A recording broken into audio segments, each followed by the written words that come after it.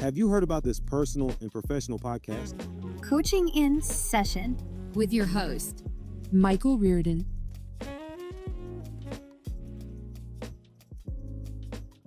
Our world can be a busy place. Before you know it, you're on your phone and you're scrolling and you're seeing all of these things of people accomplishing great things in their life. And then you have a quiet whisper in your mind and you say, I don't know if I'm going to do that. So you play it safe. You take the easy road. You take the road everyone's traveling. So you say, I'm just going to do what everyone else is doing. Because if I do what everyone else is doing, I'm not going to be the target of people's attention. So if there's no attention on me, there's no attention given to me, and I'm just kind of on cruise control. And the only thing I have to do is maintain and maybe show up or show out a little bit more here and there. In our world today, we are struggling with this modern insecurity that many people are living in, and is causing a lot of doubt within individuals. And is also causing this syndrome called the imposter syndrome. Because are you really the person that you're presenting yourself to be on the internet, for example, Instagram? I love when, well, I don't know if I love it, but like when people they put their relationships online and it's all good. It's like, oh, the love and the holding hands and the kissings and the flowers. And I'm thinking, yeah, that's not real. Yeah, sure. Yeah, you might do it here and there, but most people they do it for the views. Look at my perfect relationship. Look at how happy I am. And it's almost like you need people, or not you per se, but people in general, the masses at least, need some type of validation. They need people to watch their videos and to like it and to subscribe and to follow and to say that they love them, and maybe even some haters too, like to kind of give them the momentum, because I know some people can use that energy, and it's almost like hapkido. It's like, I'm going to use that negative energy and I'm going to turn it into something positive. But that's not for everyone, right? Most people, they're going to want the good aspect of attention. I want you to love me. I want you to admire me. But then at some point, do you lose yourself because you want this extra feeling coming from the outside and not looking so much at what's going on the inside, the internal? Many people will opt for the good stuff on the outside and not worry about the most important part on the inside. We can even relate it to fast food, right? Yeah, sure. Fast food might taste good, right? The cupcakes and the ice cream is good on the outside, right? It looks so pretty. It looks so delicious. But then when it goes into your body, it doesn't give you the fuel you need. It doesn't give you the nutrients to help you move forward. It's stopping you. It's keeping you down. It's an anchor almost. Society right now can be that anchor. So we need to look at what we can do to overcome this. And we're going to be taking a look at my most recent blog, Overcoming Modern Self Doubt and the Imposter Syndrome. Now, when we are looking at this information, we're going to be just having a few talking points, and then we're going to kind of take the wheel. Number one, we're going to be looking at social media. We're going to be also looking at workplace pressures. We're going to be looking at the cultural expectations. And then we're going to also talk about the idea of perfectionism again.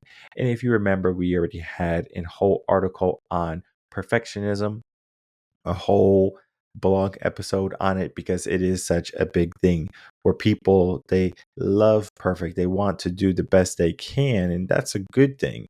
But when they give themselves of, if it's not perfect, I don't want it. If I don't want it, I'm not going to be happy if I get it. This happens sometimes with marriages. If the marriage is not perfect, it's like the day is ruined. However, there are certain individuals that can have a terrible marriage. Maybe they get pushed off the altar and they fall into the pond or something. And they're so happy, they're smiling, they're joyous, they don't care. Versus some people, they're like, I can't believe I failed. This is so embarrassing. My life is over. This marriage is not going to work. The cake fell, the guest, the food was terrible, the DJ. I mean, we can go down the list of the problems for marriage, but we can also look at the good part too. So perfectionism is big, but we're going to be talking about those four. And then we're also going to be looking at the imposter syndrome, where it's talking about the persistent self doubt, the attributing success to external factors, three, overworking, and then the fear of failure. We're going to be talking about those two. And then at the end, we're going to be talking about how we can get some tips and some tricks, I guess you can call it, to overcome that feeling that you are enough and rather that you're not enough. So, with all that being said, let's get straight into some of the main proponents to why people are feeling this way. Well, of course, social media is big, but it's not necessarily the reason that everyone is dealing with this modern doubt and this imposter syndrome, because social media didn't exist back in the 80s and 90s. But then again, we saw many students going through the aspect of bullying, and there was whole school things happening, and like they're creating, they were creating, like, what do you call it when initiatives, they were creating initiatives to stop bullying and things like that. And I'm thinking in my mind, you have to have whole initiatives to stop bullying. Like, can't the kids just be good, right? And as a teacher, I remember like when they were rolling out these initiatives, I was like, wait, what's the purpose of this? Like, why can't we just be good role models and give examples? Well, that doesn't work apparently, right? Apparently, we need to have whole programs and we need to have whole conversations about bullying and how you shouldn't do it. But then again, bullying can be a good thing if the person is equipped to handle it. And most people are not equipped to handle bullying today, at least. Back in the day, you can talk about someone, maybe even their mama. And sure enough, the person was, talk back and they would say something. Maybe they would get so emotional where they would, raise a fist, and now they're going to, duke it out for a little bit. Today, we don't do that, right? Today, it's like I'm going to hold everything on the inside until it bursts. And typically, when it bursts, it's not good. Sometimes they feel like there's no escape. So they say, well, there's no escape. So the bullying of the past is very different than the bullying of today. The reason being, many people are holding on to inaction when it comes to bullying today versus having action with bullying in the past. Why is that important? And the reason why this is important is because you do not feel helpless. You can defend yourself per se. You can stand up to yourself, because now it's like you're getting a double dose of bullying, especially if you're going to schools. You're getting a dose when you go to school, and then you get a dose when you come out of school. So you're now getting all of this negative energy. You are going to doubt yourself at some point, because especially if you have people whispering in your ear saying, "Hey, you're not good at this. You're dumb. You're not smart. You're ugly, whatever." Guess what's going to happen? You're going to doubt yourself. And then at some point, you're going to create an entity or a person within you that combats it. So they say, like, for example, if you wear a suit or you wear like a nice clothes and dress and makeup, it becomes your suit of armor. So that becomes your personality, your persona, right? So I'm going to be this person because this person's going to make me feel confident. This person's going to make me feel empowered. This person's going to make me feel good and happy and loved. But when the lights are off, are you still that person that was too afraid to take action when you were bullied or when someone said something negative about you? Most people are. Most people would not like conflict in their life. And I mean, it's okay if you're living in a time of peace, but we live in a very chaotic world today. The whole idea of social media is about trends and being first, and it doesn't matter about who we walk on and who we talk bad about, or even if we are right or wrong. So that means we have an obligation for ourselves to take care of ourselves and not so much let that poison to keep on coming in and affect us. But then there's not just, the schools that we have to look at. We have to look at everywhere, because now from school, you become an adult and now you have workplace pressure. So you have your boss, maybe, or your coworkers, and even for like people I know, they will go to work and there's so much drama at work. Oh, this person doesn't want to work. Oh, they're hiding in the room or they're hiding in the corner. They don't want to work. Oh, the manager is talking bad about this person. This group is ganging up on this person because they don't like how they act and that they're not sucking up to the boss. I mean, you would think like, hey, you're grown up. Why in the world are you still dealing with these pressures? Why are you still dealing with these insecurities and these doubts and these imposters, basically walking around two-faced with a smile? It's bewildering, but that's the reality, right? People get a rise when they hurt other people, and it's not a good thing, because if I can get a sense of power and I'm controlling someone, I'm controlling something, right? It could be an outlet, but it's not a good outlet. So for the people who are power hungry, for the bosses who treat their employees poorly, and I'm not even talking about like by accident. And I know like the word accident when it comes to treating people well and bad can be kind of misconstrued, but the reason I say this is because that person might have grown up this way. They might not have any idea that they're doing it. But then at some time or at some point, if it's made aware to them, if they keep doing it, then that means that person is a boss that is being harsh and negative to people that they shouldn't be. And the one way you can tell is if the boss apologizes. Now, of course, the boss might, you know, be working on it, but at the end of the day, if you have to apologize for something you said or one of your actions, then that means you are aware of what's happening.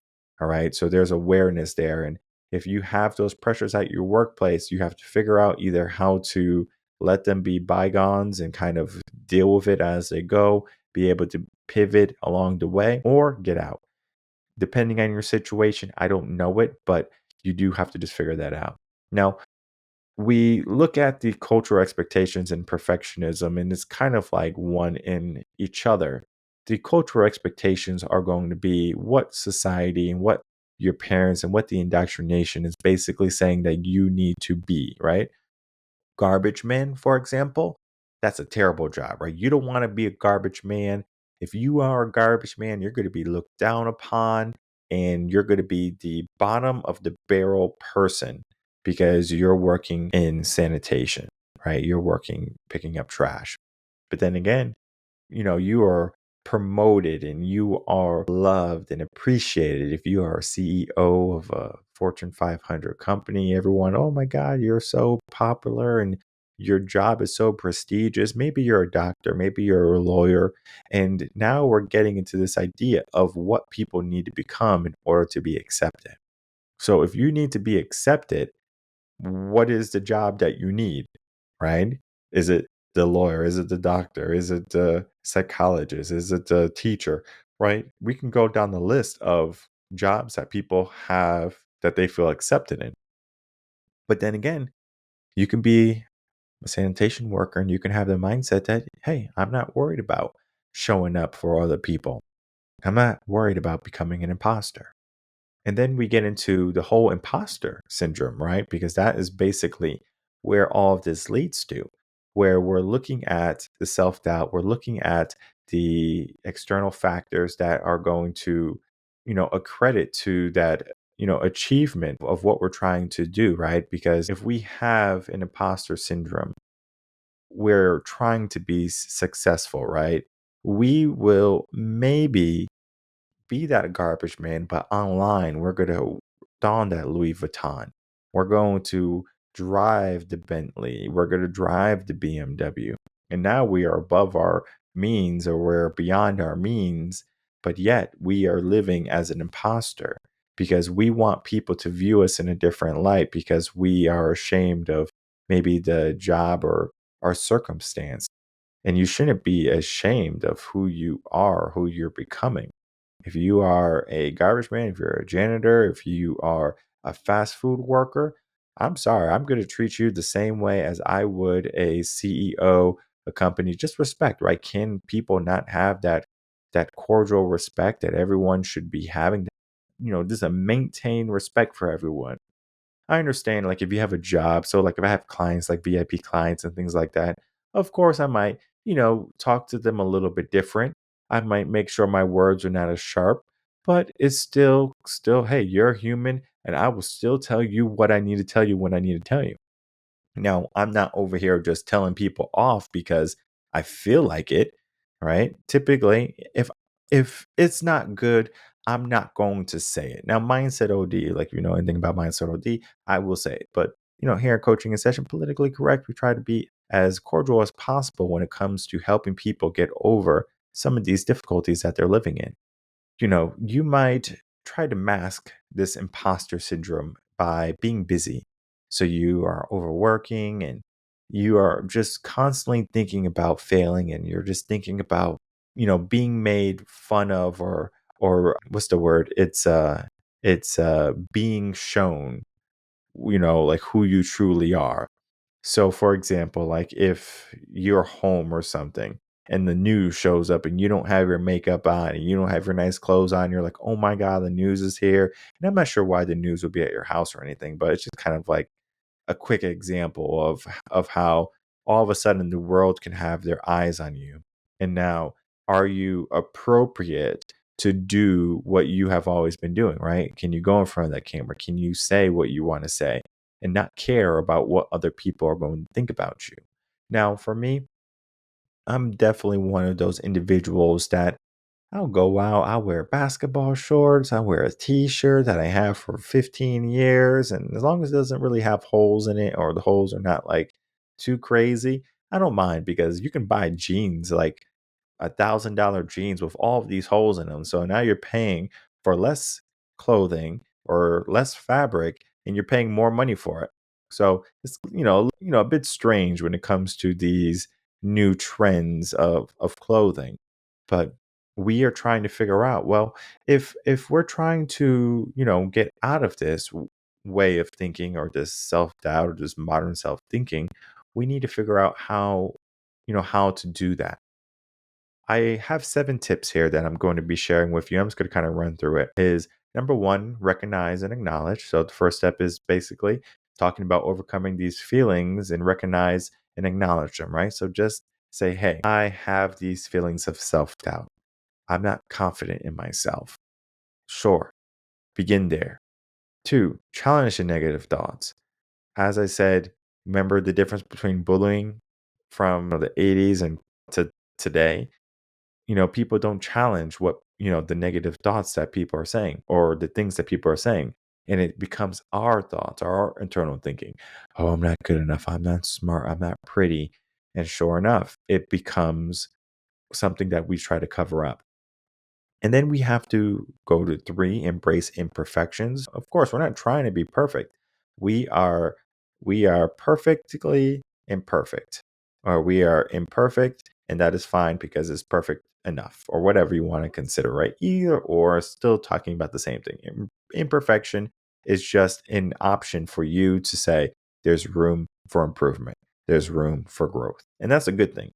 4, celebrate successes, no matter how big, no matter how small. Celebrate them, right? If you are someone who's making strides to, change your friend group per se, because maybe your friend group is not a good friend group. Maybe they're gossiping all the time and you feel like you are an imposter in that group because you have no interest like anyone else. This happens typically from for people or from people who are trying to change their circumstance. So if their friends are staying where they are and you're trying to elevate yourself, at some point you're going to doubt if you're making the right move. You're going to feel like you're an imposter in that group and you have to pretend to be who they would love for you to feel accepted versus for you to say, this group no longer benefits me. Let me move on. Then we're looking at seeking support. Of course, what we do with Relevant Concepts, we look at the aspect of what's going on. We look at the people that are around you. We give you better options, basically. And from there, you are able to flourish a lot better. So think of it as soil. If you put a seed in sand, it might grow, right? Depending on what type of seed it is. There's certain plants that need good, strong, rich soil. There's certain plants that need more clay than sand, and there's certain seeds that need more sand than clay, right? So you have to figure out what type of growth you need in order for you to get to where you want to be. Because maybe you just want to be that garbage man, and the growth need to get there is not so much. But if you want to be that high level CEO that's a family person that's highly successful, that might be a bit of a journey for you, especially looking at where you have come. And then if you have to deal with all of this modern self doubt and maybe feeling like an imposter, that you're not good enough, that you're not smart enough, that you're not ready, or that you are not seasoned enough to be this type of entrepreneur or CEO, we need to be looking at that. So you need someone in your corner that's going to hold your back when you're trying to run away. We're going to face the things that are challenging. And from there, growth is going to be the result. Six, of course, we're going to set the realistic expectations, right? The goals that we give ourselves, they have to be realistic. If we're just someone who kind of goes in, was like, oh, I'm going to be a millionaire and I'm going to do this and I'm going to do that, and the goals are just not realistic for you at the time, your brain is going to get, or your mindset at least, is going to say, whoa, you're not going to do this. And the brain is not going to, give you those good thoughts and those good ambitions.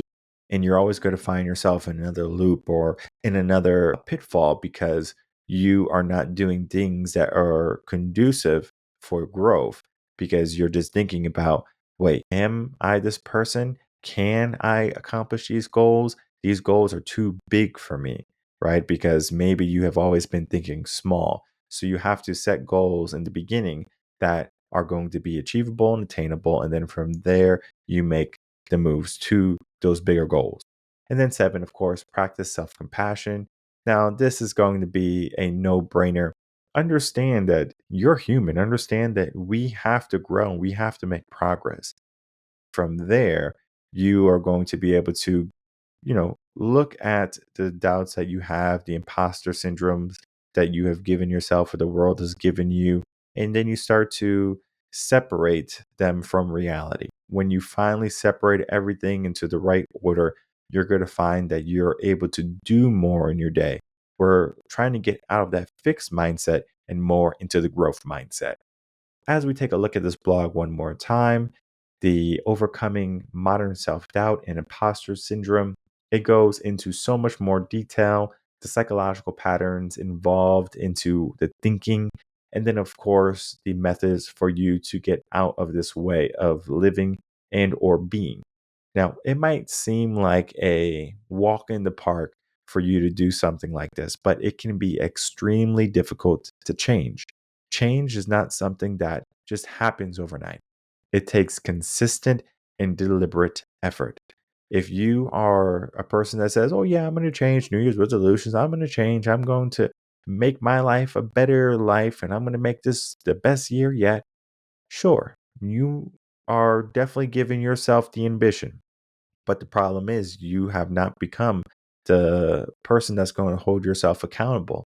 And that's why I always say to seek support. And that's why it's one of the tips.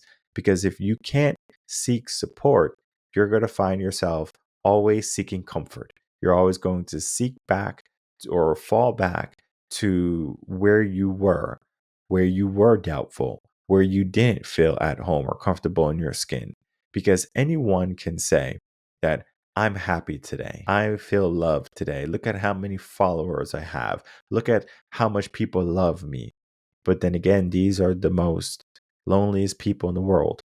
I remember a quote by Robin Williams. He talked about loneliness and he suffered from depression, essentially, and he ended his life too early. But he talked about sadness and about being in a room full of people and never feeling so alone. And sometimes we can feel like the world's against us, that we are fighting this battle by ourselves. And the only thing that we have to do in order to retrograde that thinking is to ask for a little bit of help, is to reach out our hand toward someone who we know is going to reach back at that hand and grab it. Have you found that person yet? Of course, reach out to us, reverendconcepts.com, if you're looking for that person to give you that help, to give you that hand, to give you that boost, the direction to that person that you would like to become. It's not an easy journey all the time. Sometimes it can be a simple tweak and a simple conversation, but sometimes there's a lot of repair that has to be done. So I don't know your situation, but I encourage you to reach out to us for whatever you may be experiencing and for whatever type of growth you may be looking for, the goals that you have in your head that you would like to become reality, they can be yours. So with all that being said, make sure you are staying tuned to the podcast, staying tuned to all of our content, like, comment, subscribe, do all those things that are going to help keep you in line and keep you adjusted. I understand that not every day you're going to feel motivated to change, but on the days that you get that boost and that you have that desire, those are the days that you should just knock it out of the park. And if you can knock it out of the park those days, you're going to see tremendous growth and potential in your life.